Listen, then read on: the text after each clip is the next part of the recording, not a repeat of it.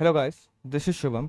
आज की इस वीडियो में हम वीक 9 को कंप्लीट कर देंगे, जितना छोटे से छोटे वीडियो पॉसिबल हो सके, जितना छोटे से छोटे लेंथ में पॉसिबल हो सके। और सारे क्वेश्चंस को सॉल्व कर लेंगे, क्रेडिट असाइनमेंट के सारे फॉर्मुलेस देख लेंगे जो इंपॉर्टेंट है, जो क्वेश्चन सॉल्व करने के लिए यूज होगा।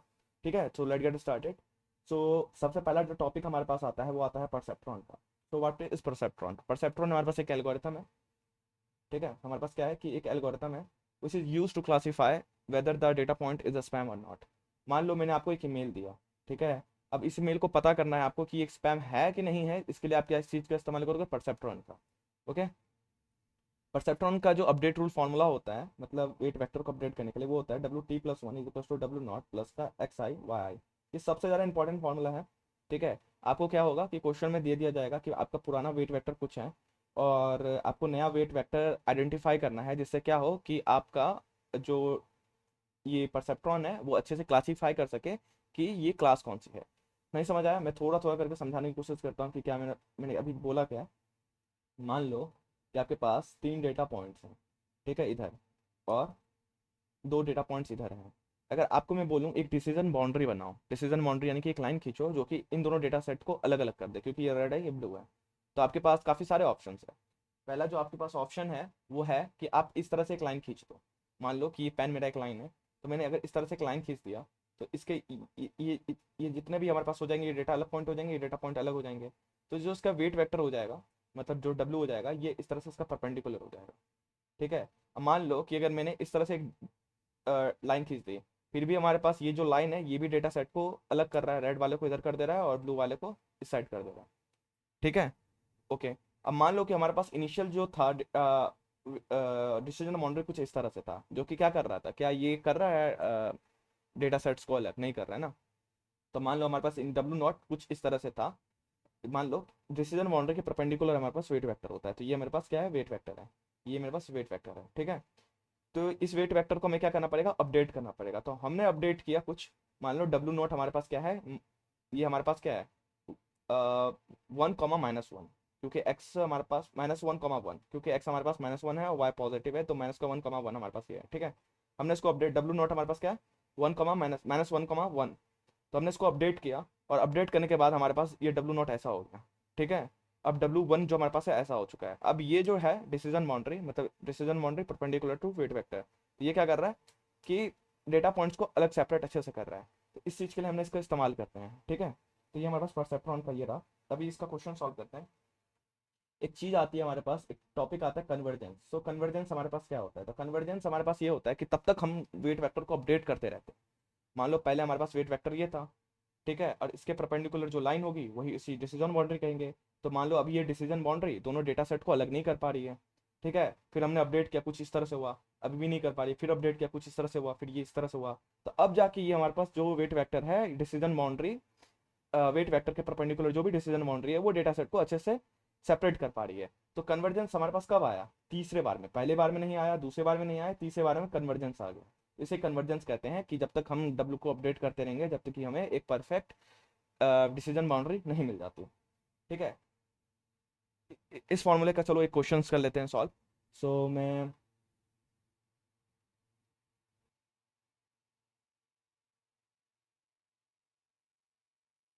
सो जैसा कि आपके स्क्रीन पे क्वेश्चन नंबर 2 आ रहा है। ठीक है, क्या आ रहा है? क्वेश्चन नंबर 2 ग्रेडेड असाइनमेंट का। अगर आप देखोगे तो आपके पास एक डेटा सेट दे रखा है, और बोल रहा है कि आपको इनिशियलाइज वेक्टर, यानी कि जो हमारे पास W0 है, कितना दे रखा है? W0 दे रखा है 0, 0। और x की वैल्यू क्या होगी हमारे पास? यहाँ पे जो x हमारे पास होगा, ये हमारे पास क्या है? ये हमारे पास है डेटा पॉइंट। ये है डेटा पॉइंट। डेटा पॉइंट यानी कि ये जो है ना, ये जो है ना, ये जो है ना, ये x है। और y क्या है? लेवल है। तो अभी इसका हमने लेवल +1 डाला है, मतलब इन सभी डेटा पॉइंट्स का लेवल +1 है, इन सभी डेटा पॉइंट्स का प्लस माइनस -1 है। तो y1 क्या है? इस डेटा पॉइंट के लिए +1 है, इस डेटा पॉइंट के लिए +1 है, इस डेटा पॉइंट के लिए +1 है, इसके लिए -1 है, इसके लिए -1 है। ठीक है, तो जैसा कि आप देख पा रहे होगे अपने स्क्रीन पे कि आपके पास कुछ इस तरह से F1 फीचर दे रखा है, F2 फीचर दे रखा है, और y1 दे रखा है। तो ये -1 है, ये -1 है, और ये -1 है। तो x की वैल्यू यहाँ पे क्या हो जाएगी? x की वैल्यू हमारे पास -1 हो जाएगा, और y की वैल्यू कितनी हो जाएगी? -1। इसमें पुट करते हैं, डब्ल्यू नॉट हमारे पास 0/0 दे रखा है तो 0/0 ले लिया। पहले तो बोल रहा है कि अगर इनिशियलाइज किया है how many time the weight vector will update during the training process. So initially हमें चेक करना पड़ेगा इस फॉर्मूले के थ्रू कि y is equal to W transpose है, ये हमारे पास है प्रिडिक्टेड वैल्यू, ठीक है। y अगर पॉजिटिव होता है तो हमारे पास +1 क्लास होगी, y अगर 0 होता है तो भी +1 क्लास होगी, अगर y नेगेटिव -1 होता है, माइनस का 1 होता है, तब जाके हमारे पास माइनस का 1 क्लास होगी। समझे हमने कैसा बोला? तो अब सबसे पहले वेट वेक्टर हमारे पास क्या दे रखा है 0/0, तो ले लेते हैं 0/0। एक्स की वैल्यू कितनी है स्टार्टिंग में, माइनस का 1 -1, तो हमने -1/-1 ले लिया। तो y की वैल्यू कितनी प्रेडिक्ट हो रही है -1। तो क्या हमारे पास पहला y1 सही प्रेडिक्ट हो रहा है? बिल्कुल। 0,0 अगर वेट वेक्टर है तो -1 अच्छे से प्रेडिक्ट हो रहा है। दूसरा ले लेते हैं डब्ल्यू ट्रांसपोज एक्स, ठीक है। अगर इसको देखोगे ना -1, इन दोनों को आप मल्टी क्रॉस, इन दोनों का आप अगर मैट्रिक्स मल्टीप्लिकेशन करते हो तो आपको क्या मिलता है, -2 मिलता है। पर -2 जो है 0 से तो कम है ना, अगर 0 से कम है तो आप y की वैल्यू -1 लोगे यहाँ पे, ठीक है। यहाँ पे y यानी इन द सेंस z है, ठीक है, लेकिन आप y समझो फिलहाल, ठीक है। अब दूसरा पॉइंट लेते हैं। दूसरा पॉइंट हमारे पास क्या दे रखा है, 0 दे रखा है, 1 दे रखा है, +1 दे रखा है। तो फीचर w की वैल्यू हमारे पास क्या थी, गिवन जो था क्वेश्चन में 0,0, और y की वैल्यू कितनी दे रखी है 0,1। इसको मल्टीप्लाई करेंगे हमारे पास y की वैल्यू 1 आ जाएगी। क्या इसके लिए 0,0 अच्छे से इसको प्रेडिक्ट कर रहा है? बिल्कुल अच्छे से कर रहा है, तो इसके लिए भी सही है। 1 है, उसके बाद 0 है, +1 है, 1 0 पे करेंगे y इज इक्वल्स टू 1 हो गया, 0 हो गया, और हमारे पास वेट वेक्टर क्या था 0/0। इसको जब मल्टीप्लाई करेंगे फिर से y पॉजिटिव आएगा, y पॉजिटिव यानी कि y यहाँ पे पॉजिटिव दे रखा है, यानी कि ये भी सही है। 1 1 +1, इसके लिए देखते हैं। तो 1 हो गया, 1 हो गया, एंड हमारे पास वेट वेक्टर क्या था 0/0। ओके, एक चीज़ गलती हो गई कि हमारे पास इनिशियली वेट वेक्टर तो 0/0 था, ठीक है। तो पहले ही पे अगर यहाँ अगर आप पहला देखते हो ना 0/0 अगर मल्टीप्लाई होता है तो 0/0 यानी कि y 0 हो जाता है। y 0 यानी कि क्या, देखो अगर y पॉजिटिव है तो हम +1 लेंगे, अगर y 0 है तो भी +1 लेंगे, अगर y -1 है तो हम -1 यानी कि नेगेटिव है तब -1 लेंगे। तो इनिशियली डब्ल्यू ट्रांसपोज एक्स यानी कि डब्ल्यू हमारे पास क्या था 0/0, और एक्स की वैल्यू कितनी थी -1/1। तो जब 0/0 -1/1 से मल्टीप्लाई होता है तो y की वैल्यू 0 आती है, 0 पे हम पॉजिटिव लेते हैं, लेकिन यहाँ पे y की वैल्यू कितनी दे रखी है -1। तो हमें पहला जो हमारा जो ये 0/0 वेक्टर है, ये इस डेटा पॉइंट को अच्छे से प्रिडिक्ट, इस डेटा पॉइंट का लेवल अच्छे से प्रिडिक्ट नहीं कर पा रहा है, यही बात है। तो अब हम इसका इस्तेमाल करेंगे, नया हमें डब्ल्यू चाहिए, ये डब्ल्यू अच्छे से काम नहीं कर रहा है, हमें न्यू डब्ल्यू चाहिए। सो न्यू डब्ल्यू के लिए क्या करेंगे, W new is equals to W old. तो डब्ल्यू ओल्ड हमारे पास कितना था 0/0 प्लस एक्स, एक्स क्या है हमारे पास -1/1, वाई क्या है -1। इसको जब करेंगे तो हमारे पास क्या आ जाएगा 1/1। तो W1 हमारे पास कितना आ चुका है W1/1। अब क्या ये W1/1 अच्छे से प्रिडिक्ट कर पा रहा है कि नहीं कर पा रहा है, वो चेक करते हैं। सो W1/1 को देख लेते हैं, y is equals to W transpose X, W की वैल्यू 1/1 है, एक्स की वैल्यू कितनी है, एक्स की वैल्यू हमारे पास जो है अभी इस तरह से लिखेंगे इसको, एक्स की वैल्यू कितनी है हमारे पास, एक्स की वैल्यू -1/1, -1/-1 है, हाँ। अगर इसको मल्टीप्लाई करते हैं तो हमारे पास -1 -2 आती है, जो कि -2 जो आती है हमारे पास, अगर आप इधर देखो तो माइनस के लिए वैल्यू -1 का इस्तेमाल करेंगे, तो यानी कि लेवल अच्छे से प्रिडिक्ट हो रहा है। इसका करोगे 0/1 को, इसका भी देख लेते हैं, y is equals to W transpose X है, और w की वैल्यू हमारे पास नहीं, w क्या है 1/1 है, x की वैल्यू रखोगे तो कितनी आएगी, x की वैल्यू 0/1 है। इसका अगर आप मल्टीप्लाई करोगे तो आपकी वैल्यू 1 मिलेगी y की वैल्यू, और +1 प्रेडिक्ट हो रहा है, तो बनेगा कि ये भी सही है। समझ गए? ऐसे करते रहोगे तो आपको मिलेगा कि आपकी फर्स्ट W ही सारी लेवल्स को अच्छे से प्रेडिक्ट कर पा रहा है। तो कितने टाइम्स हमने W को अपडेट किया, only 1 time. So option B इसका हो जाएगा सही, ठीक है। तो पहला क्वेश्चन में सॉल्व कर लिया इस तरीके से। तो ये फॉर्मूला कहाँ पे काम आएगा आपने देख लिया, कन्वर्जेंस किसे कहते हैं आपने देख लिया। चलो न्यू क्वेश्चन करते हैं। ओके,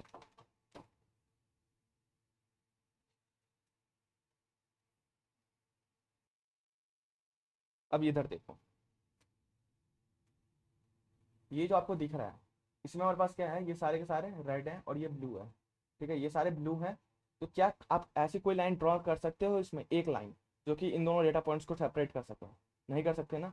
आप कैसे भी लाइन ड्रॉ कर दो, ये ब्लू वाले को रेड वाले से अलग नहीं कर पाओगे। अब वो 0,0 लाइन पास होनी चाहिए इस तरफ से, तो नहीं कर पाओगे, तो this is not linearly separable. ठीक है।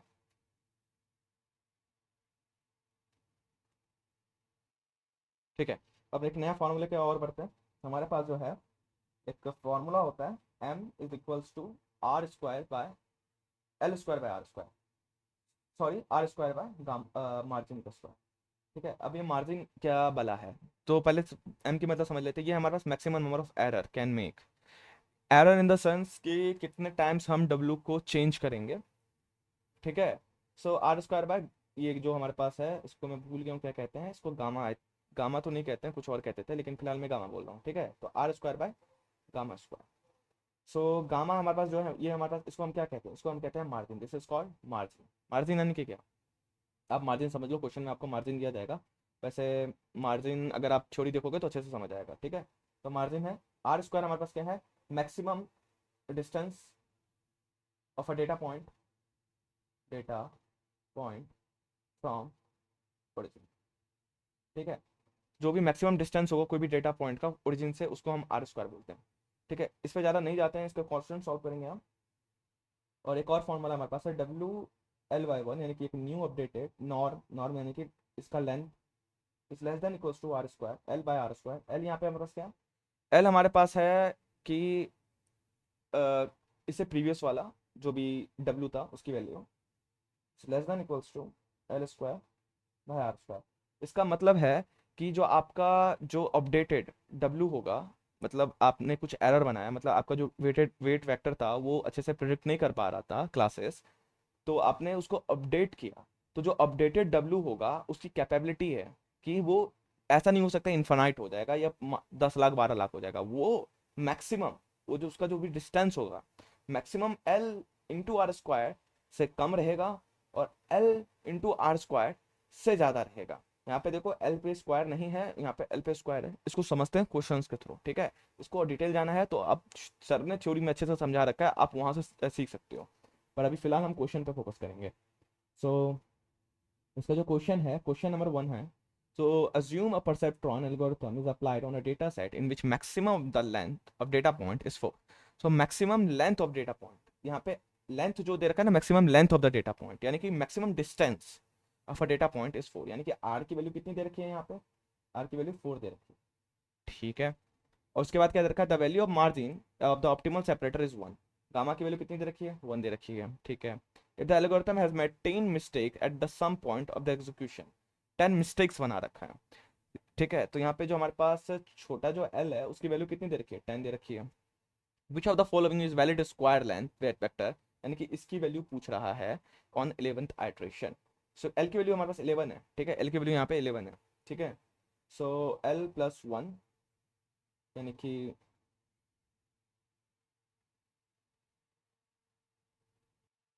ठीक है। सो इक्वल्स टू, यहाँ पे हम ले लेते हैं 10 × 4 का स्क्वायर। सो क्या बोल रहा है हमारे पास कि विच of the following can be valid square length of the weight vector in 11th iteration. Valid square length क्या हो सकता है, तो 4 का स्क्वायर और 10 का स्क्वायर इंटू 4 के स्क्वायर से ज़्यादा होना चाहिए। तो सॉल्व करते हैं। थोड़ी गलती हो गई है। गलती ये हुई है कि यहाँ पे जो फार्मूला हमारे पास है, देखो मैं सारे फार्मूले दे दूंगा, यहाँ पे जो है मार्जिन है। ठीक है। मार्जिन, मार्जिन तो दे नहीं रखा है ना, हमें यही वैल्यू फाइंड आउट करनी है। यानी कि 10 × 16, यानी कि कितना हो जाएगा, 160 से कम होना चाहिए। 160 से देख लेते हैं कौन सा कम है, 150 है, 190 है, 190 नहीं है, 90 है कम, 150 है कम, और जो सबसे पास में है वो,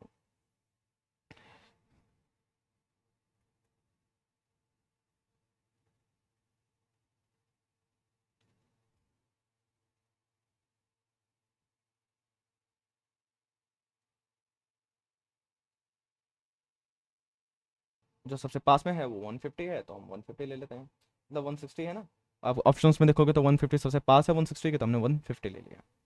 ठीक है। तो दूसरा क्वेश्चन सॉल्व कर लिया हमने इसके थ्रू। ये हमारे पास मैक्सिमम नंबर ऑफ मिस्टेक्स, तो इसका क्वेश्चन देख लेते हैं कहाँ पे और कैसे सॉल्व करेंगे। तो इसका जो क्वेश्चन है हमारे पास, वो बोला गया है